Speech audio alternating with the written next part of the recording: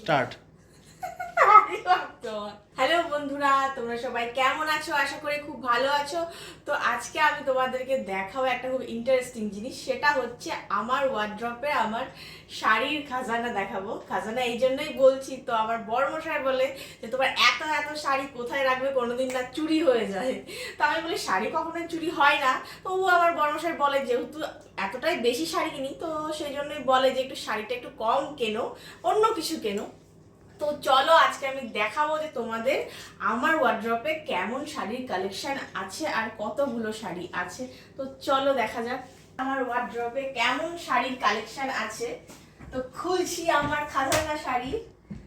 তো এই যে আমার শাড়ির কালেকশন, আমার কাছে তো খুবই কম লাগে, কিন্তু আমার বর মশাই যে কেন জানি না বলে যে এত এত শাড়ি।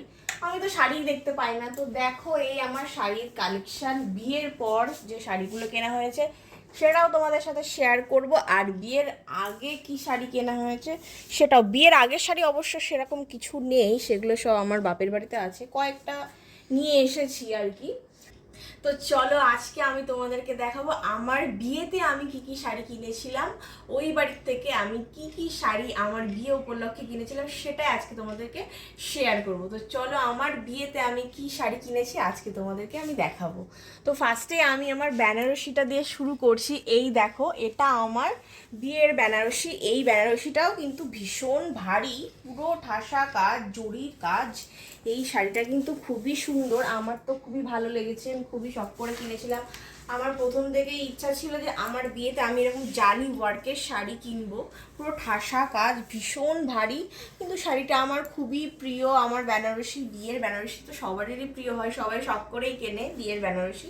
তো এটা আমার বিয়ের বেনারসি, এটা আমার ওই বাড়ির থেকে, মানে আমার বাপের বাড়ির থেকে এই শাড়িটা আমি বিয়ে উপলক্ষে নিয়েছিলাম।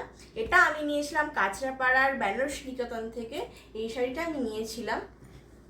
এই শাড়িটার দাম মোটামুটি 11,000 টাকার মতো নিয়েছিল আমার এই বিয়ের বেনারসিটার দাম। তো চলো তোমরা জানিও আমাকে যে আমার বিয়ের বেনারসিটা কেমন লাগলো তোমাদের। আর আমার তো ভীষণই পছন্দ হয়েছে আমার বিয়ের বেনারসিটা, খুবই শখ করে কিনেছিলাম, আমার বড়মশাইয়ের সাথেই কিনেছিলাম অবশ্যই বেনারসিটা। তো আমি এই বেনারসিটা এখন রেখে দিচ্ছি। এই যে এটা হচ্ছে তোমার আঁচলের পোর্শন, এটা হচ্ছে আঁচলের পোর্শনটা হচ্ছে এরকম, আর পুরো শাড়িটা এরকম। জানিও কেমন দেখতে আমার বিয়ের বেনারসিটা, আমার তো খুবই পছন্দ, জানি না তোমাদের কেমন লাগবে দেখতে। তো চলো এটা আমি রেখে দিচ্ছি। তো এটা আমার হচ্ছে তোমার, এটা হচ্ছে আইবুড়ো ভাতের এই যে শাড়িটা, এটা পুরো হলুদ আর ছোট ছোট লাল তোমার মিনা করা টাইপের, ভিতরে আছে এই যে এরকম, এটা একটা জামদানি। আমার জামদানি পরার খুব একটা ইচ্ছা ছিল না, বাড়ির সবাই বলছিল যে একটা জামদানি পর, তো তাই জন্য একটা হলুদ জামদানি পরার বলছিল, যে একটা ডিপ জামদানি হলুদ কালারের। তো তার জন্য আমি জামদানিটা নিয়েছিলাম হলুদ কালারের, এই ডিপ জামদানিটা। এটা মনে হয় তোমার অ্যারাউন্ড দাম ছিল হয়তো 1500 কি 1600 টাকা এরকম, এই জামদানিটার দাম ছিল। এটা হচ্ছে আমার আইব্রো ভাত, আমি এই শাড়িটা পরেছিলাম আমার বিয়ের সময়কার শাড়ি এটা। আইব্রো ভাতের পরে এই শাড়িটা আর পরা হয়নি খুব একটা। তো চলো এটা আমার দেখানো হয়ে গেল। এটা তো বেশি কিছু নেই, এটা জাস্ট নর্মাল প্লেন এরকম একটা ডিজাইন। তো এটা আমি রেখে দিচ্ছি। এরপর আমি দেখাবো আমার গায়ে হলুদের শাড়ি।